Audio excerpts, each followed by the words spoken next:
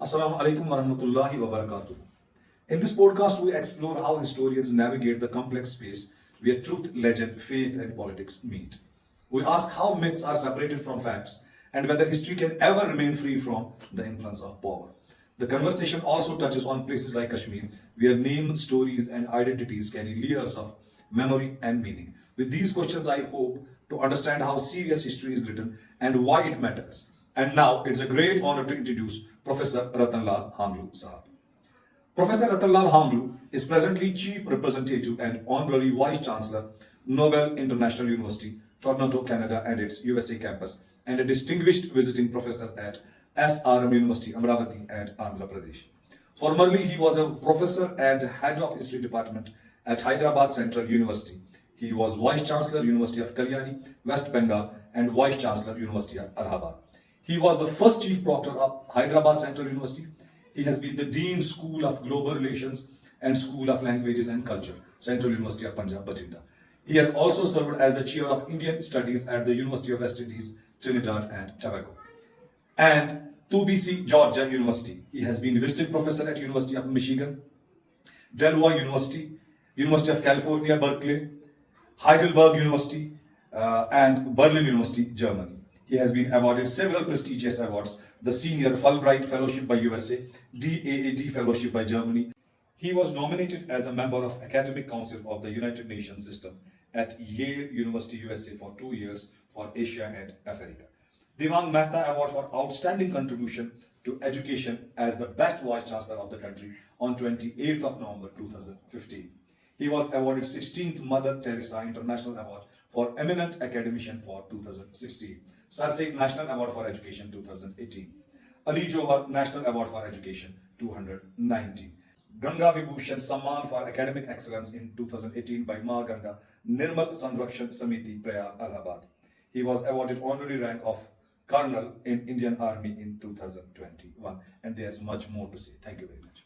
Professor Rattan Lal Hangloo Sahab, it's a real honor to welcome you again to the second online conversation. The questions I have prepared come from a simple but important concern.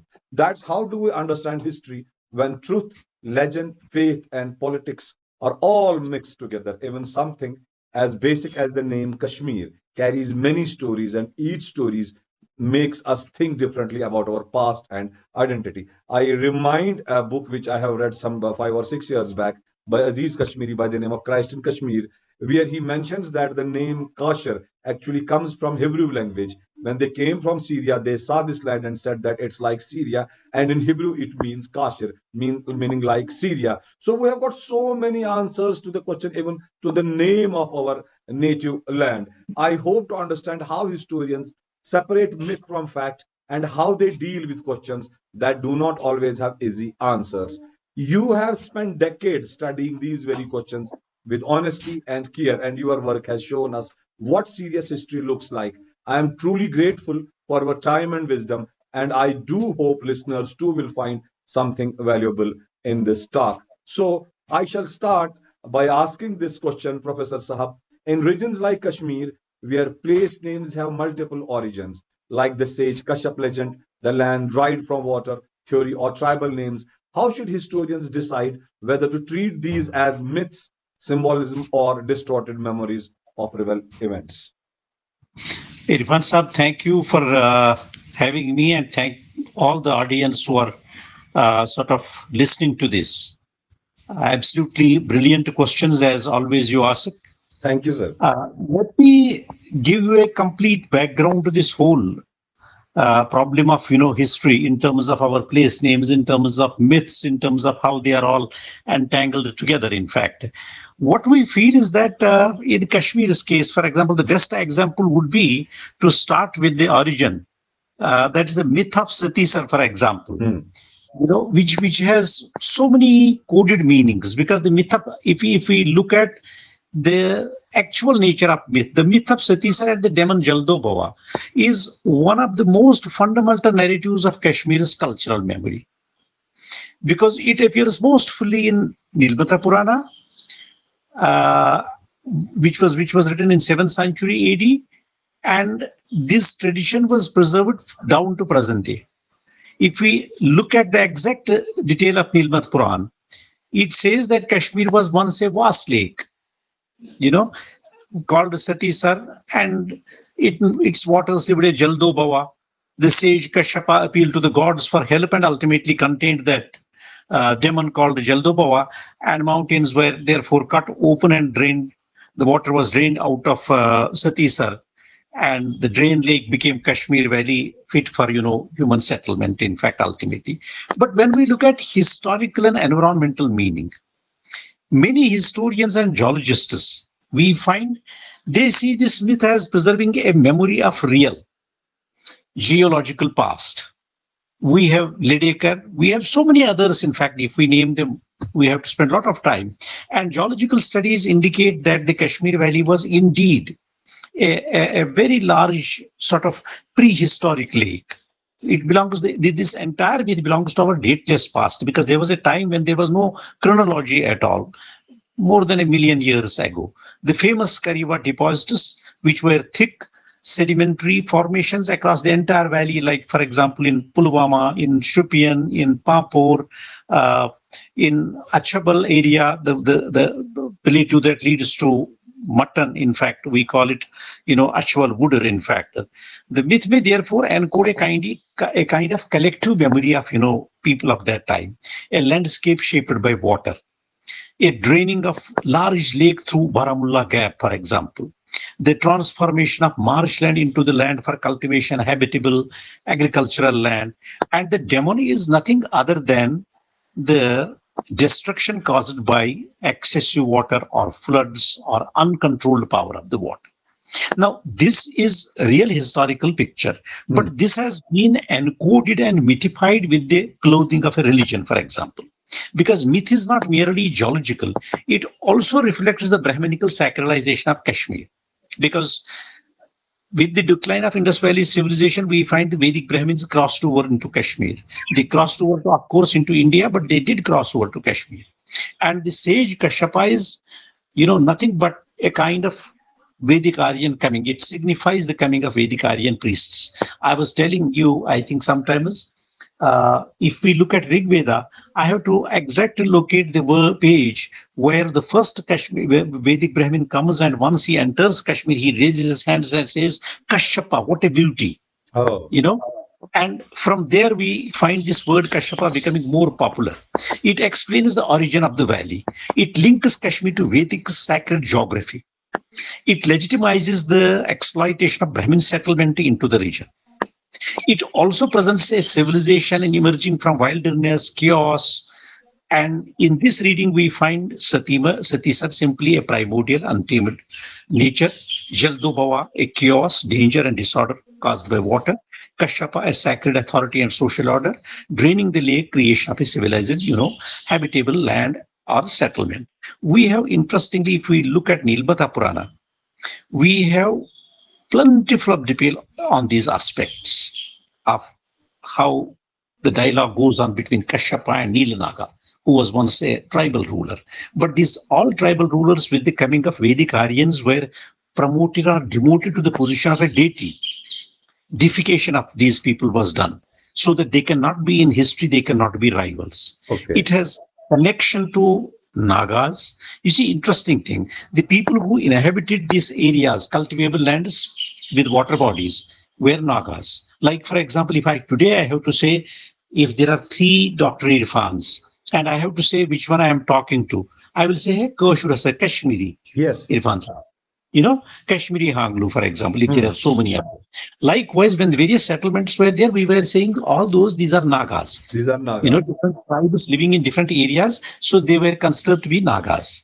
Because they were staying there. Nag in Kashmiri is simply a water body. But when the Vedic Brahmins came, in Sanskrit, Nag is a snake. You see, there's a problem of language also here, in fact, which needs to be taken into consideration. Therefore, springs, lakes, or rivers were worshipped. Water deities occupied a central place in the religion of, these Vedic people. Later, Sanskrit traditions integrated these cults into the Hindu cosmology. Thus, the training of Satisar, it may symbolize not the destruction of the old traditions, but their incorporation into the Vedic, theology, Vedic system, Vedic polity. And then this myth has also a political meaning. The myth can also be read as character of charter of settlement and sovereignty.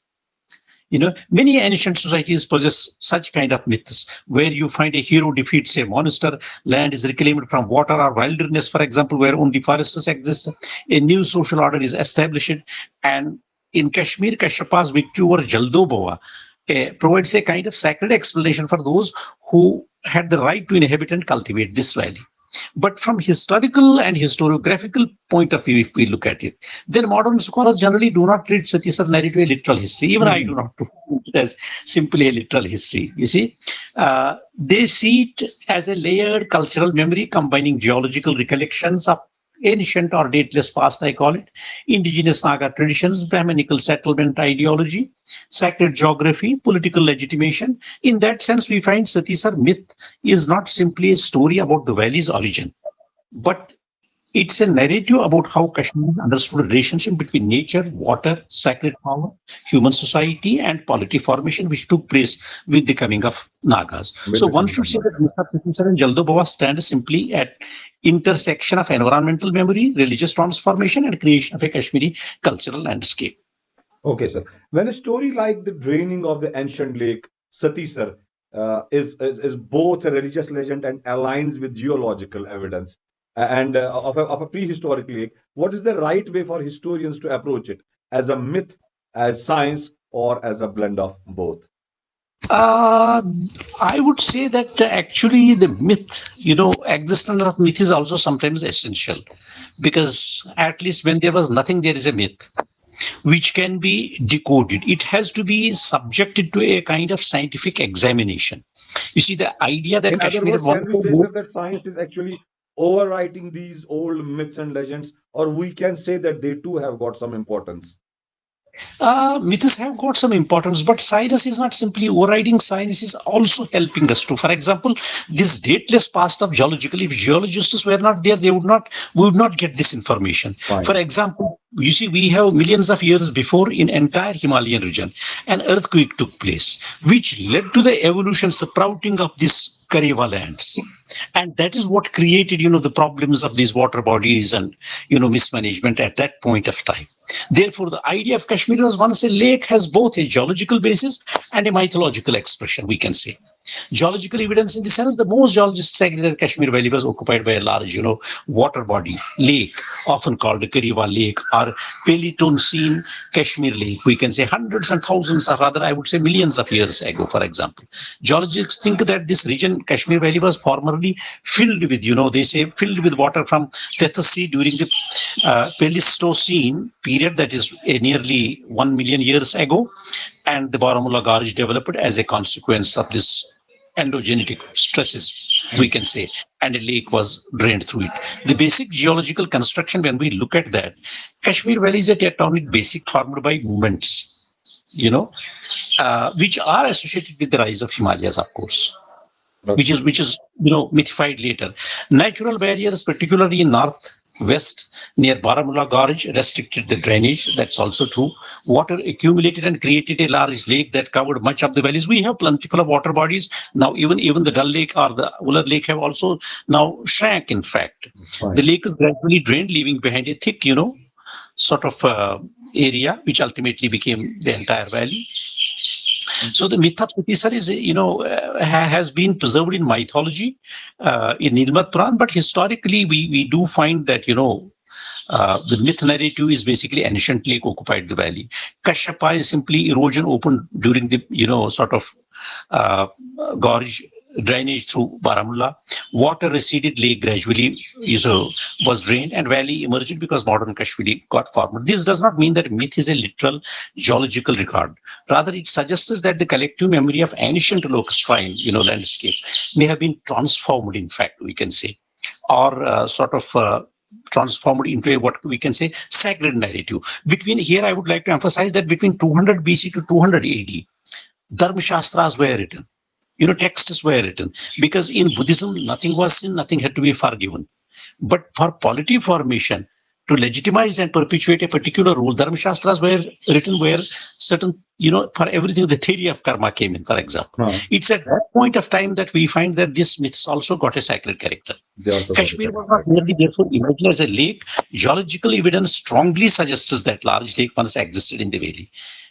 And the story that about Jaldo Bawa and so on, mythological one, is simply interpretation of landscaping history, not as an alternative to it.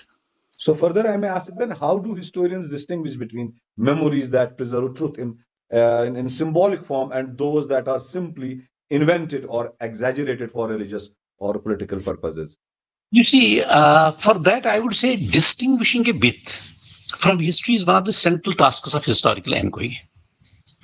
And this distinction is not always absolute, because it sort of, your question is absolutely brilliant, but it's a potential question, I would say. It has many questions inside. Because when we say about history, then history seeks to basically reconstruct past events through evidence that can be critically examined, that can be based on documentation, inscriptions, numismatics, archaeology, environmental data, eyewitness accounts, oral history, material culture, and of course, if literature of that period or inscriptions are existing. So historical claims, but all these historical claims should be open to verification, debate, and revision. Because revision necessary in the sense, because over a period of time we find large amount of evidence again comes out from some source or the other with the more scientificity, more research progresses. But then if such is the thing, what is the myth then? You see, that also is a question. A myth is a meaningful narrative. It's also a meaningful narrative. That's why I said myth cannot be outrightly rejected. That explains origins, identities, values, landscapes, cosmic order. A myth does not have to be historically false. That historians sometimes think its primary purpose usually cultural or symbolic rather than documentary. For example, Kashmir story of Satisar and Jaldo Bawa, again and again we are talking about it. The origin of the valley, the trump and order over the chaos, you see, because when there is an anarchy, the order develops out of anarchy. The sacred character of Kashmir, the role of sages and deities who shaped this land at the early age, for example. The role of Nagas also, who were the early inhabitants. When any approach is any sort of narrative is approached by historian, you see, they have to keep in view actually when was it recorded. Is it contemporary with the event is written centuries later? Who wrote it? A court poet, priest, monk, chronicler, traveler, or administrator? And what was its purpose? To record events, to teach morals, for example, to establish legitimacy, or to explain sacred geography. Then other important question that historians got to examine is, can it be corroborated? You see, does archaeology, inscriptions, or independent sources, have a support for this?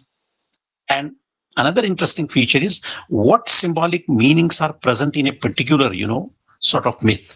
Dragons, demons, you see, divine interventions, miraculous births, cosmic battles, often these point towards the mythical structures.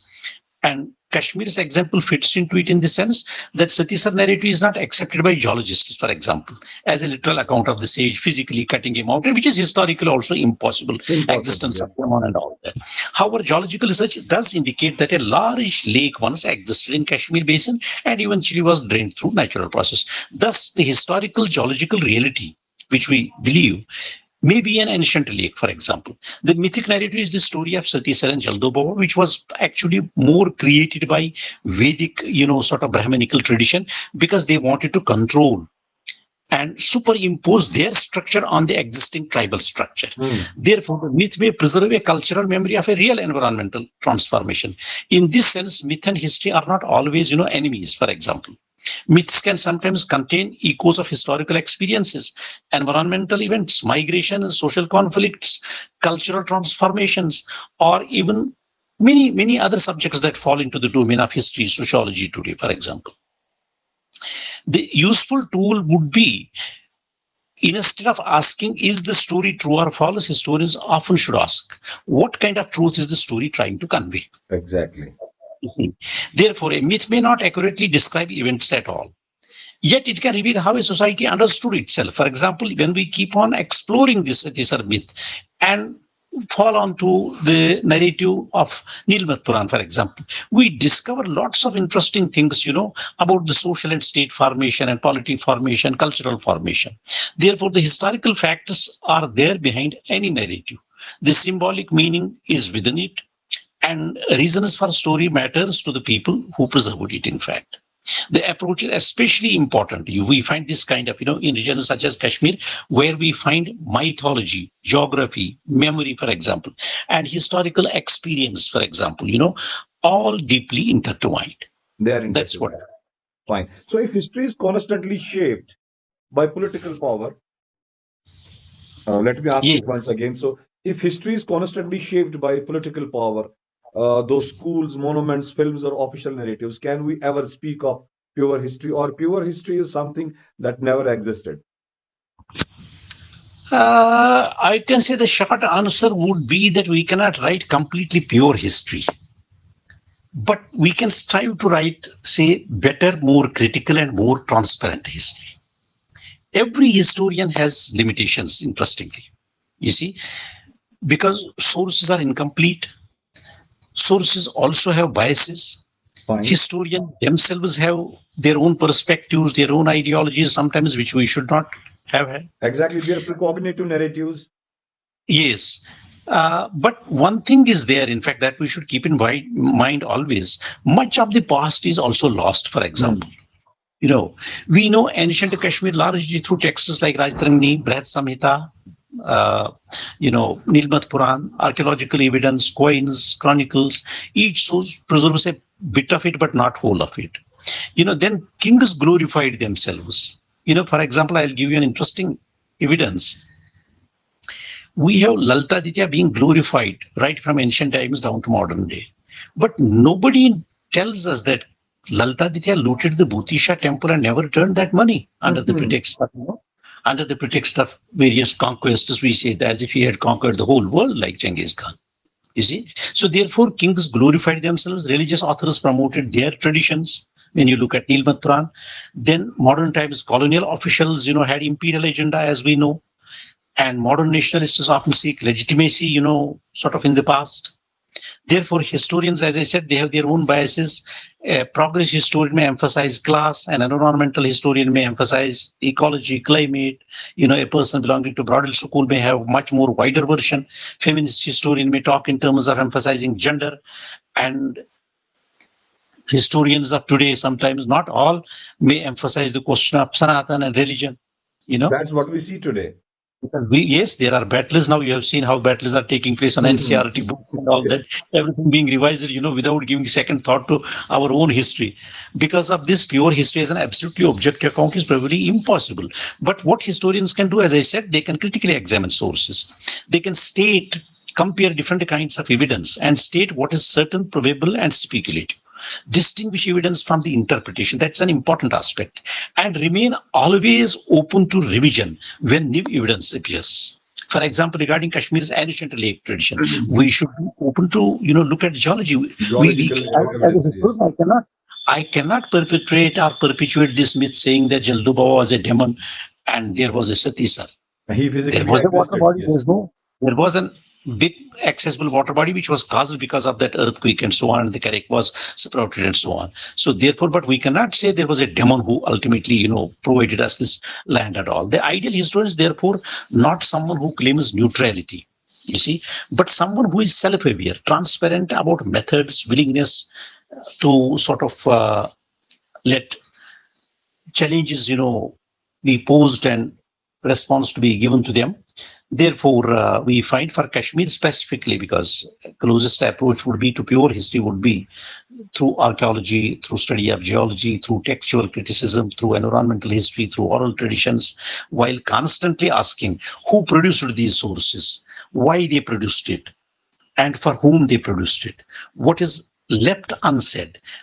Interestingly, I tell you, in Kashmir's case, much of ancient past has not been rediscovered yet, not even discovered, I would say. Because, I give you a simple example. Pathar is an area, a tourist resort, Shipian side, and we say Pathar, we use the word as a feminine. but it is not a feminine. Alpatra was a Naga ruling that area. Oh, You know, Habak, Srinagar Habak. near Habak Hazratbal. area was ruled by a Naga whose name was Habak. Hmm. Yeah, in each age, we sort of clothe these things in religion, in myth, in so many other things, in fact. But reality is different.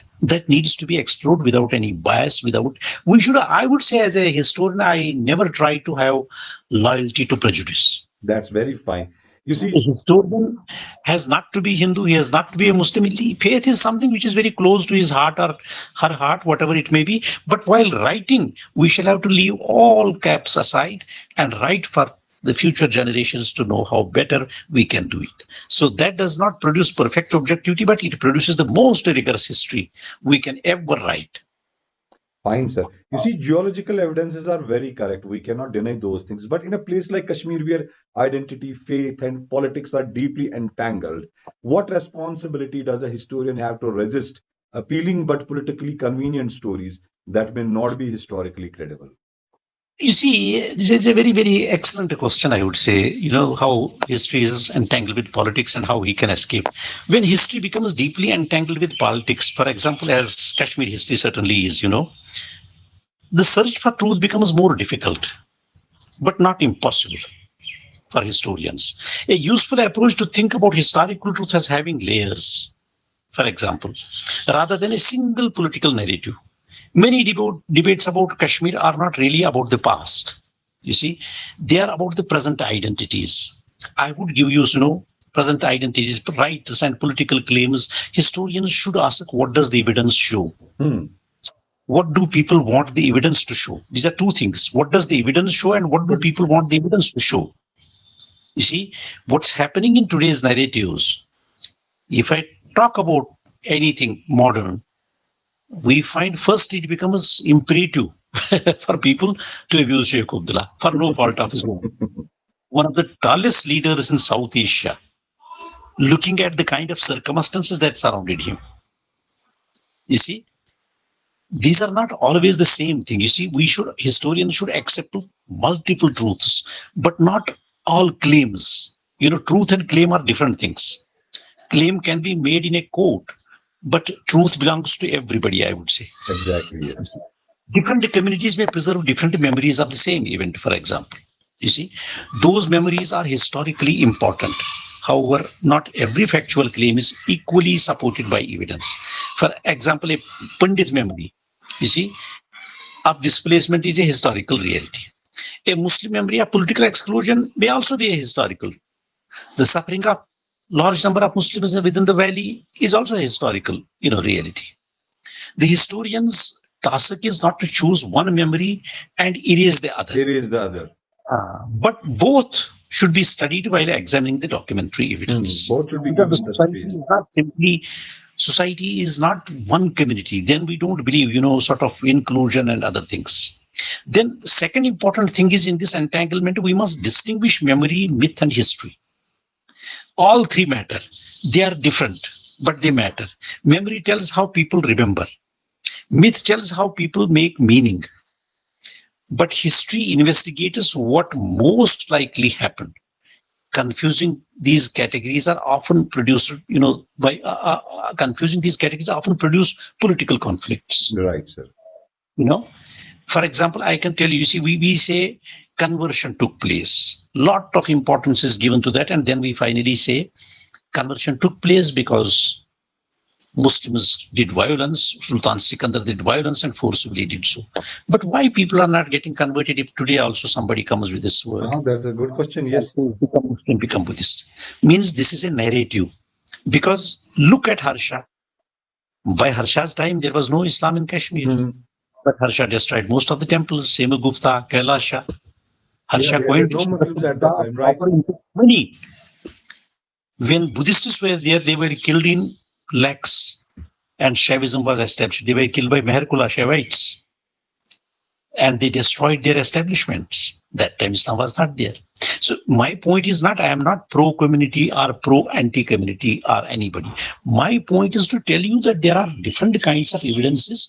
If we want to search the truth or go nearer to the truth, we should not have, first of all, any bias. We must pay attention to silences. Often the most revealing question is, who is missing from the story?